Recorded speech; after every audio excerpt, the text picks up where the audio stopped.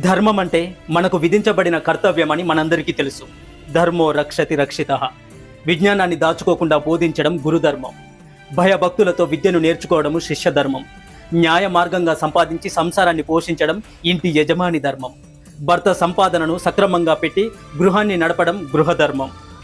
సైనికుడిగా ఉంటూ దేశాన్ని ప్రజలను కాపాడడం సైనిక ధర్మం. వృద్ధులైన తల్లిదండ్రులని ఆదరించి పోషించడం పుత్రధర్మం. తాను జన్మనిచ్చిన బిడ్డల్ని ప్రయోజకుల్ని చేయడం తండ్రి ధర్మం.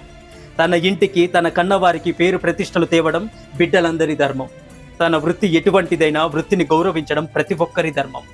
తాను సంపాదించిన దాన్ని తన వారితో పంచుకొని తినడం సంసార ధర్మం. ఆపదలో ఉన్నవారిని ఆదుకోవడం మానవతా ధర్మం. చెప్పిన మాటను నిలుపుకోవడము సత్యధర్మం.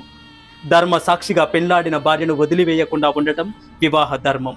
తన భర్త అందవిహీనుడైన స్థితిపరుడు కాకపోయినా నమ్మి ఉండటము భార్య ధర్మం. నమ్మిన మిత్రునికి